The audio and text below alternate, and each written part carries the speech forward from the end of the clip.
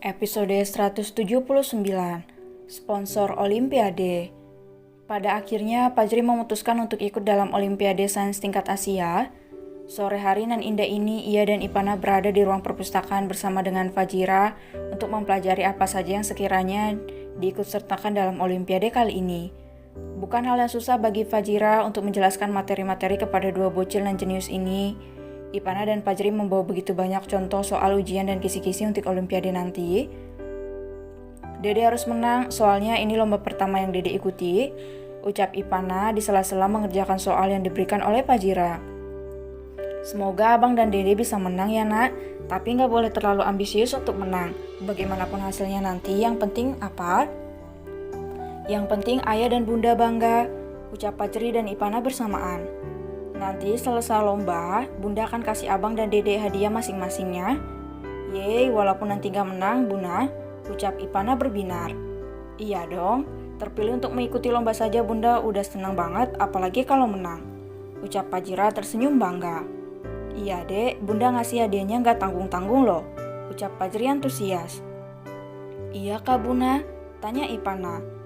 Iya dong, apa kita pergi liburan aja ya? Mau? Teriak Fajri dan Ipana bersamaan. Fajira terkejut mendengarkan suara kanak-kanaknya, namun ia tersenyum melihat mereka yang cukup antusias. Ya sudah, nanti kita pergi ketika libur sekolah. Yeay, sorak Fajri dan Ipana senang. Mereka tergelak sambil belajar. Sebenarnya pihak sekolah sudah menyediakan fasilitas intensif khusus untuk para peserta Olimpiade. Namun Fajri lebih memilih untuk belajar bersama ibundanya yang sangat pandai dalam mengajar. Kenapa bunda gak jadi guru saja? Tanya Ipana. Karena bunda mau jadi dokter sayang. Apa dede mau jadi guru? Tanya Fajira. Dede gak bisa menerangkannya sebagus bunda, ucap Ipana cemberut. Nanti kan bisa belajar. Dede mau jadi penyanyi aja bunda, atau mau jadi ahli sains yang memiliki suara bagus, ucap Ipana berbinar. Fajira dan Fajri terkekang mendengarkan celotehan Ipana. Semakin kesini, sifat dingin Ipana semakin mencair. Namun jika gadis itu sudah marah atau kesal, jangan harap bisa melihat senyum manisnya dan siap-siap untuk mendengarkan ketusan dari putri mahkota itu.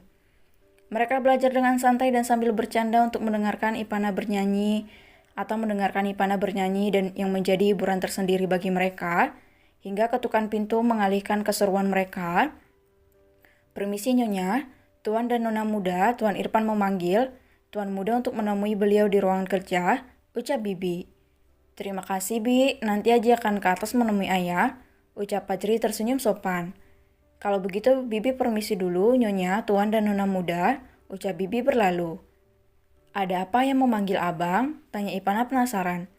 Abang gak tahu sayang, bunda abang naik dulu ke atas ya, dede lanjut dulu belajarnya. Ucap Fajri pergi meninggalkan dua bidadarinya, tak lupa ia mengecup kening mereka bergantian. Pria kecil itu berjalan sambil memikirkan apa yang akan dibicarakan oleh ayahnya nanti.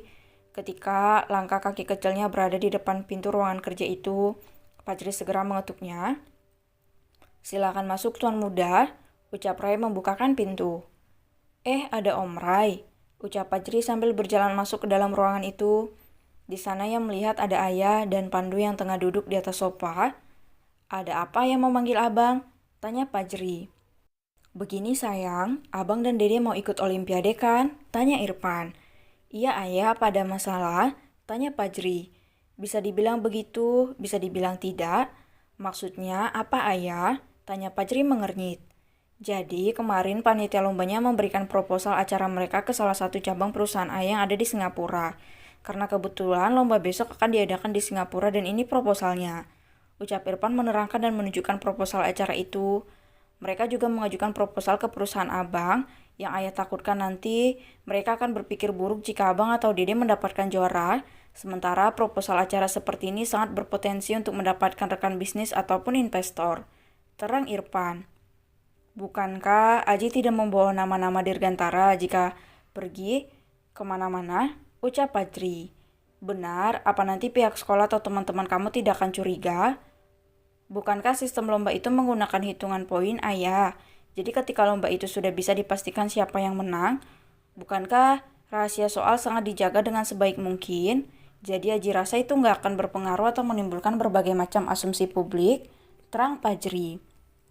Berarti kamu setuju jika perusahaan ayam menjadi salah satu sponsor Olimpiade itu, sayang? Tanya Irfan. Gak masalah, ayah. Bahkan Aji juga mau ikut menjadi sponsor acara itu. Hehe, ucap Fajri terkekeh. Dasar kamu ya, ucap Irfan terkekeh sambil mengacak pelan rambut Fajri. Mereka tergelak bersama, lalu menyusun rencana apa yang akan mereka lakukan setelah ini. Walaupun Fajri memiliki perusahaan sendiri, namun Irfan tetap memegang kendali agar anaknya bisa belajar banyak hal dan tidak salah dalam mengambil keputusan. Tentu saja mereka juga berdiskusi bersama dengan Rai karena laki-laki tampan itu yang mengatur semua hal yang ada di perusahaan Fajri. Hingga mereka mendapatkan kesepakatan jika perusahaan Fajri akan menyumbang dana yang cukup besar dalam lomba itu, sekitar 100 juta dan Irfan memberi dana sebesar 75 juta dengan beberapa catatan. Hal yang pasti, mereka mengatur hadiah untuk para pemenang lomba. Hingga diskusi itu selesai, Fajri memilih untuk kembali ke perpustakaan dan melanjutkan perjuangannya melawan kemalasan dalam mempelajari teori berhitung. Ketika sampai di ruangan itu, Fajri mengernyit ketika melihat Ipana tengah membelai kepala ibundanya yang sudah terlelap sambil membahas soal matematika tingkat SD. Bunda tidur, Dek, ucap Fajri.